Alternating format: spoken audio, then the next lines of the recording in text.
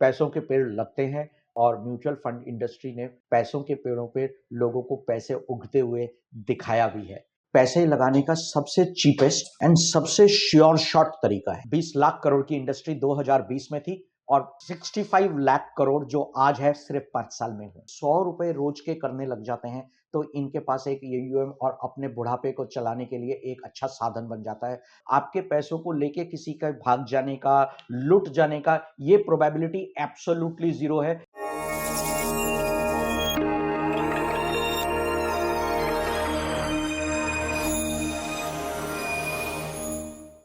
नमस्ते दोस्तों, मेरा नाम है विजय ठाकुर और मैं स्वागत करता हूं आपका आपके YouTube चैनल इंडिया हर्ट्स में। आज हमारे साथ हैं कौशिक बादुरी जी, जो तकरीबन 20 साल से बैंकर रहे हैं। ये उत्तराखंड और यूपी के इंडसइंड बैंक के हेड रहे हैं। कौशिक साहब म्यूचुअल फंड इंडस्ट्री के काफ़ी लेट एंट्रेंट हैं।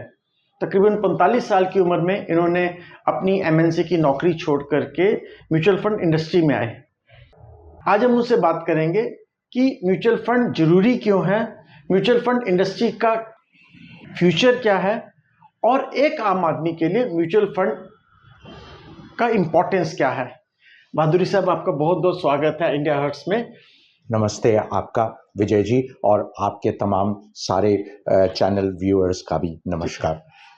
सर, सबसे पहले गवर्नमेंट कहती है कि म्यूचुअल फंड सही है, म्यूचुअल फंड सही है। म्यूचुअल फंड सही है तो क्यों सही है सर? म्यूचुअल फंड मार्केट में या इंडस्ट्रीज में पैसे लगाने का सबसे चीपेस्ट एंड सबसे श्योर शॉट तरीका है। म्यूचुअल फंड भले ही एज एन इंडस्ट्री ये कहता है कि म्यूचुअल फंड सही है, लेकिन read the offer documents carefully, साथ में ये कहता है कि रिटर्न्स फिक्स नहीं है। इन तमाम बातों का ध्यान रखते हुए भी म्यूचुअल फंड पूरी इंडस्ट्री में one of the safest way of investment है एंड लॉन्ग टर्म में सबसे ज्यादा पैसा बनाने का सबसे श्योर शॉट और सबसे आसान और सबसे सस्ता प्रोडक्ट है। जैसे आप तकरीबन 5-10 साल पहले आप इस इंडस्ट्री में आए, आपको आने का कारण क्या था? क्यों आप इस इंडस्ट्री को आपने चूज किया? आप तो लाखों रुपए की सैलरी ले रहे थे, आराम से ऐश करते, फिर यहाँ पर आकर के थोड़ा थोड़ा AUM, थोड़ा थोड़ा कमीशन के लिए आपने इस इंडस्ट्री को ज्वाइन किया। किस चीज ने आपको मोटिवेट किया सर? देखिए, तकरीबन 20 साल तक मैं बैंकर रहा।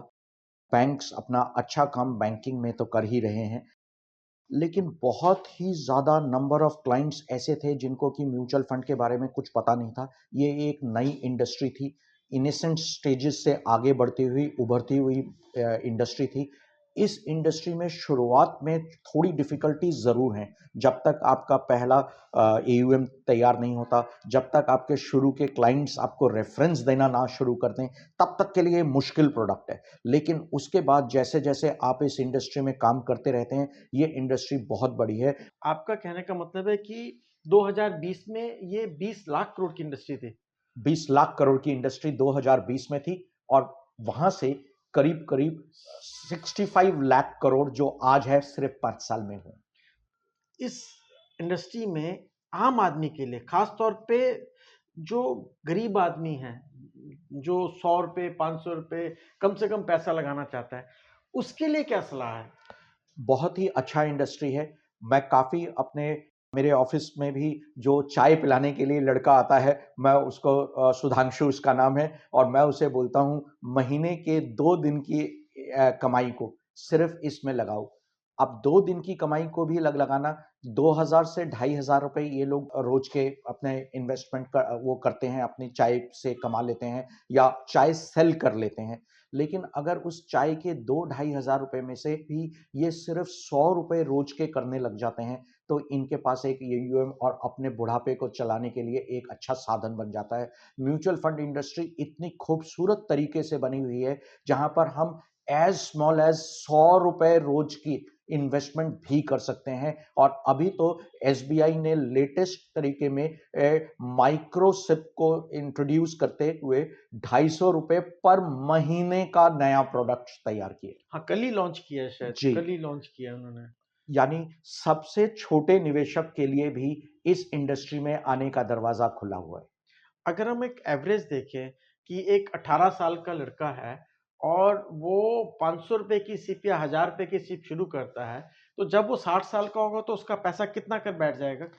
सर, कुछ इस तरह से देखते हैं कि हाँ, अगर आप 500 रुपए महीना हाँ, और 35 साल तक रखते हैं, हाँ, 500 रुपए महीना और 35 साल तक रखते हैं, तो इन्वेस्टर ने 2,10,000 रुपए की इन्वेस्टमेंट की और ठीक। ये पैसा 35 साल के बाद करीब-करीब 34 लाख रुपए बन जाते हैं।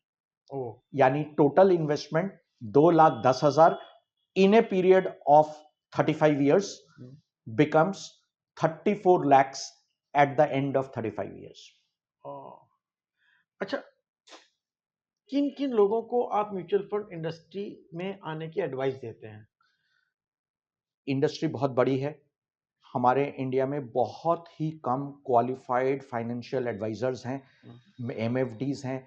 इतनी इंडिया जिस तरह से बड़ा बनता जा रहा है, इंडिया जिस तरह से नई तरक्कियों पे पहुंचता जा रहा है, नए लोगों को भी मार्केट में काम करने के लिए हैंड होल्डिंग की ज़रूरत होगी। एमएफडी के लिए ये बहुत अच्छा मौका है और हर स्टूडेंट जो कि कॉमर्स से पढ़ता है, मेरे कॉलेज में पढ़ते हैं, इन लोगों के लिए गवर्नमेंट ने स्पेशल सेशन, स्पेशल क्लासेस लगा रखी हैं और अभी तो स्कूल में भी गवर्नमेंट ऑफ इंडिया प्रमोट कर रही है financial literacy at the start, at the beginning. हुँ, हुँ, हुँ। तो इन लोगों के लिए ये जो नए बच्चे ग्रेजुएट होके आएंगे, इन लोगों के लिए बहुत ही अच्छा मौका है ओवर अ पीरियड अपना सस्टेनेबल गुड इनकम कर निकाल सकते हैं। साथ में ये इंडस्ट्री बहुत ही अच्छी है जहाँ पर आप किसी को पैसे बनाते हुए देखते भी हैं और उसकी खुशी जब उसके घर के लोग खुश होते हैं तो ये चीज़ आप तक भी ज़रूर वो पहुँचाते हैं।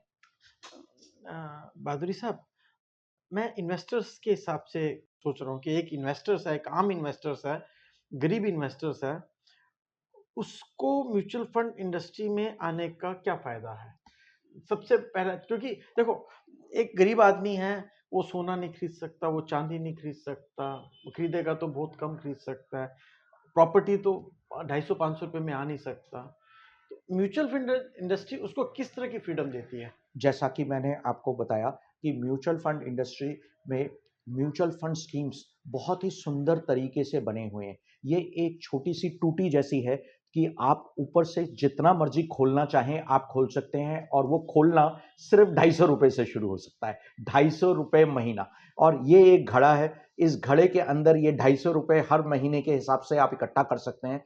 ये जो घड़ा है ये एवरेज में तकरीबन 11-12% की रिटर्न क्यूमुलेटिव निकालती रहती है। इसी घड़े में एक नीचे और एक टूटी है। उस टूटी में से जब भी आपको ज़रूरत हो, जितनी ज़रूरत हो, आप उस हिसाब से पैसे निकाल लीजिए और टूटी बंद कर दीजिए। फिर वो पैसे इकट्ठे होते रहेंगे और वो फिर निकाल लीजिए। जितना लंबा समय तक आप इस पैसे को इस घड़े में डालते रहेंगे, आपकी रिटर्न उतनी बड़ी बनती है। जी।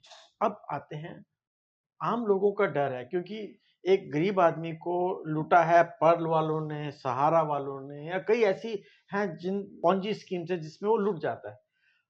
आज वो डरा हुआ है। उनके डर के लिए एक चीज़ कि म्यूचुअल फंड सेफ कितना है और कैसे सेफ है? देखिए, अब सब डर 2 तरीके के होते हैं।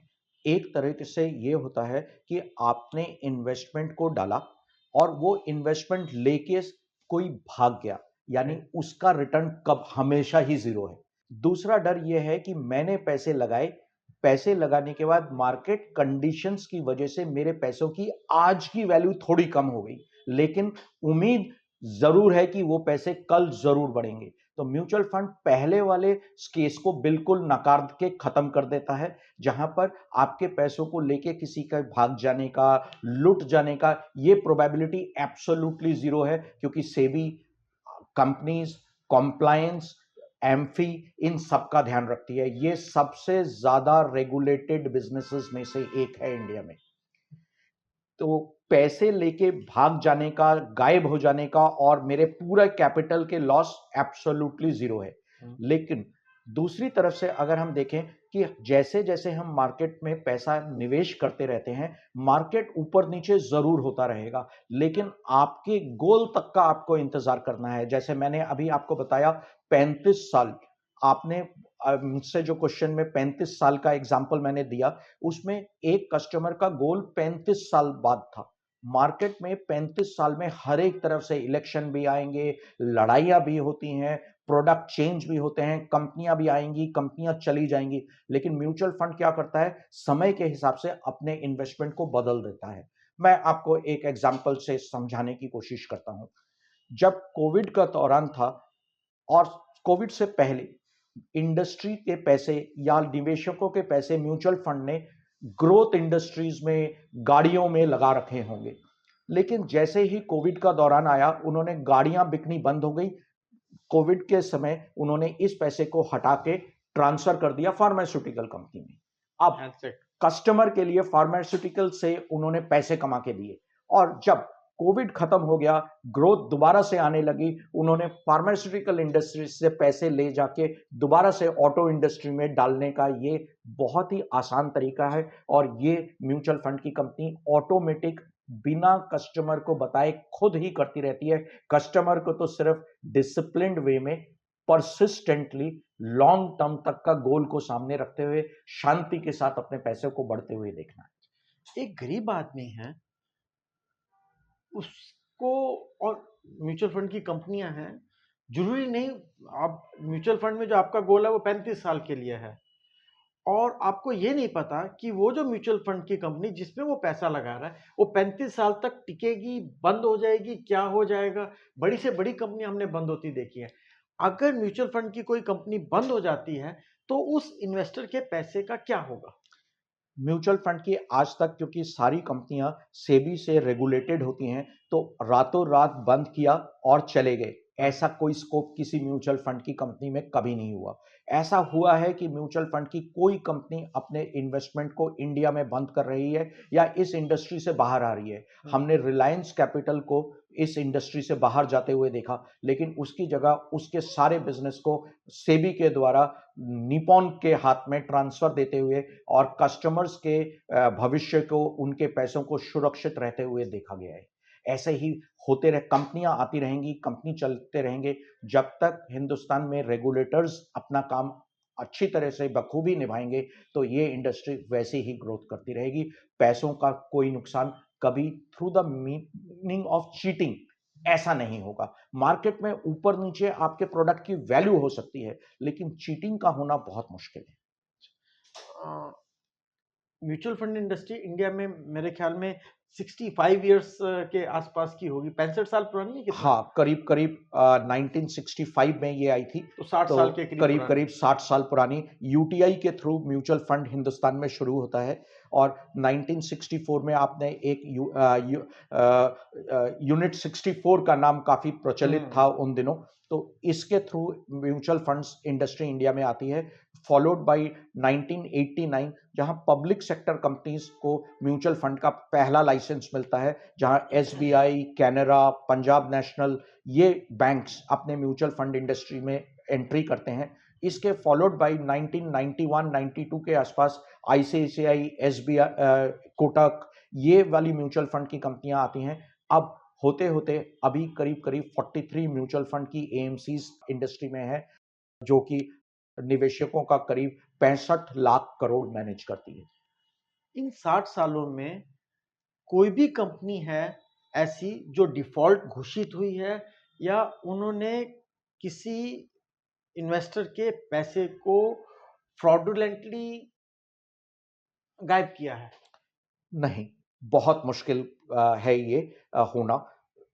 होता क्या है कि अगर इन्वेस्टर के पैसों को किसी फंड मैनेजर ने गलत तरीके से भी लगाया है, तो उसकी ऑडिट और उनका कंप्लायंस इतना ज़्यादा है सेबी के द्वारा, एमफी के द्वारा, कि ये एवरी ईयर, एवरी टाइम और कंटिन्यूअसली इनकी ऑडिट चलती रहती है। होना बहुत मुश्किल है, लेकिन फिर भी कभी जब ऐसा मौका आया है मार्केट में, तो उसको सेबी ने आगे बढ़ते हुए उस कंपनी के लाइसेंसेस को, फंड मैनेजर्स के लाइसेंसेस को रद्द करते हुए उसको दूसरे एएमसीज में ट्रांसफर भी किए हैं for recovery of the investor, and thankfully that has always worked. 2018 के आसपास फ्रैंकलिन टेम्पल्टन की एक स्कीम कुछ ऐसे ही हो गई जिसमें लोगों को नुकसान हो रहा था। सेबी ने उसको डायरेक्ट करते हुए इस स्कीम को एसबीआई को कलेक्शन के लिए दिया, एंड फाइनली एसबीआई 100% रिकवरी के साथ कस्टमर्स को बिना नुकसान उनके पैसों को लौटा पाया। इसका मतलब है कि इन्वेस्टर्स का पैसा म्यूचुअल फंड इंडस्ट्री में सेफ है। वो 100 रुपये, कुछ स्कीम्स ऐसी भी हैं कि 100 रुपये हर महीने की भी है, कोई 250 रुपये की भी है, 500 रुपये की भी है। अगर वो धीरे धीरे अपनी क्षमता के अनुसार पैसा लगाते रहे तो वो एक तरह से पैसों का पेड़ लगा सकता है। जी हाँ, पैसों के पेड़ लगते हैं और म्यूचुअल फंड इंडस्ट्री ने पैसों के पेड़ों पे लोगों को पैसे उगते हुए दिखाया भी है। मैं आपके साथ कुछ ऐसे वो साझा कर सकता हूँ। 2016 में मैंने किसी क्लाइंट के कुछ पैसों को 5,70,000 रुपए को एक स्कीम में इन्वेस्ट किया, जिस समय एक हाई एंड फंड मैनेजर का कहना था, मैं रहूं ना रहूं, वो रिटायरमेंट के आसपास थे, मैं रहूं ना रहूं, इसका फ्रूट आप लोगों को जरूर मिलेगा। बड़ी एएमसी के वो फंड मैनेजर 2022 में रिटायर हो गए और 5,70,000 रुपए की आज की वैल्यू 30 लाख है। 9 सालों में 5 लाख के 30 लाख हो गए। जी। कोई आपके पास ऐसा स्कीम है जो कि ऐसा कोई आपके पास इन्वेस्टर है जो कि 20, 25, 30 साल से म्यूचुअल फंड में इन्वेस्टेड रहा है? नहीं, अनफॉर्चुनेटली मेरा बिजनेस सिर्फ 5-6 साल पुराना है, तो हाँ। मेरे पास ऐसा नहीं है। लेकिन अगर आप कुछ स्कीम्स के पुराने एएमसीज के कुछ फंड्स को देखें, जैसे फ्रैंकलिन टेम्पल्टन का ही प्राइमा फंड, निपॉन का विजन फंड, जो कि इंडस्ट्री के सबसे पुराने फंड्स में से एक हैं, तो आज 10 रुपए जो इन्वेस्टेड थे 1993 में, आज की उसकी वैल्यू अबाउट 16-1700 रुपीज से ऊपर है। अगर इस समय कहें कि उस समय अगर उन्होंने 10 लाख रुपए लगाए होते तो आज वो 17 करोड़ होते। करेक्ट। लेकिन विजय जी, यहीं प्रॉब्लम आती है जब हम ये देखते हैं कि हमारे लिए बोलना कितना आसान है कि किसी ने 10 लाख रुपए लगाए और उन्होंने इस 35 साल की जर्नी को देखा। अगर आप ये देखेंगे तो शायद ये 2 कस्टमर भी नहीं मिलेंगे। तो ये वही जनरली होते हैं कि जिनकी या तो डेथ हो गई है या ऐसे पे उनके घर के लोगों ने वो पैसे कभी निकाले ही नहीं, वो वैसे ही रह गए। प्रॉब्लम ये है कि किसी ने, बहुत कम लोग ऐसे होते हैं जिन्होंने इस 20-25 इयर्स की जर्नी को अपने साथ जीते हुए और रखते हुए देखा है। ऑफ कोर्स इंडस्ट्री में कुछ 20 साल 22 साल वाले क्लाइंट्स हमें फिर भी मिल जाते हैं, लेकिन 35 साल वाले क्लाइंट्स शायद ही मिलते हैं। हमारे इंडस्ट्री में हम म्यूचुअल फंड के जो एमएफडीज हैं, हमारा मेन क्राइटेरिया कस्ट स्कीम बताने से ज़्यादा ये है कि हम कस्टमर के बिहेवियर मैनेजमेंट को करें, उन्हें डिसिप्लिन बनना सिखाएं और उनका हैंड होल्डिंग करते रहें कि ये पैसा लॉन्ग टर्म में बनाने वाले पैसे हैं, और अगर ये इस जर्नी को लॉन्ग टर्म तक जीते हैं तो उनको वाकई हर तरीके के जो भी एसेट क्लासेस हैं उनसे ज़्यादा रिटर्न ज़रूर मिलती है। क्योंकि प्रॉपर्टी में मेरे ख्याल में 8% के करीब है, गोल्ड में भी 8-9% है, एफडी का भी इतना ही है। देखिए, एफडी में सबसे प्रॉब्लम क्या है कि एफडी में एक्रूड इंटरेस्ट के ऊपर गवर्नमेंट टैक्स लेती है, यानी हर साल। जब तक आपके पैसे आपको मिले नहीं हैं तब भी वो टैक्सेबल प्रोडक्ट है। कंपेयर टू म्यूचुअल फंड में जब तक आप इन्वेस्टेड हैं तब तक आप जीरो टैक्स प्रोडक्ट पे, लास्ट में जब आप उसको प्रॉफिट बुक करेंगे उस समय आपको टैक्स देना उस पड़ेगा। समय आपको टैक्स देना पड़ेगा, और वो भी टैक्स रेट सबसे सस्ते टैक्सेबल प्रोडक्ट्स में से एक आता है। जस्ट अबाउट 12.5% कैपिटल गेन का टैक्स लगता है, और वो भी अभी कुछ सालों से शुरू हुआ है। वो भी अभी 2018 के बाद से शुरू हुआ है, इससे पहले ये टैक्स फ्री इंडस्ट्री थी। दोस्तों, ये थे हमारे साथ भादुरी जी।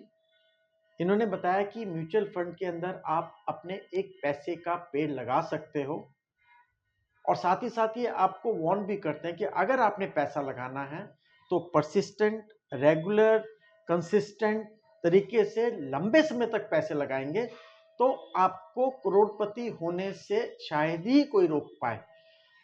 हम विदुरी साहब का बहुत बहुत धन्यवाद करते हैं सर, आपने हमें टाइम दिया और हम फिर मिलेंगे।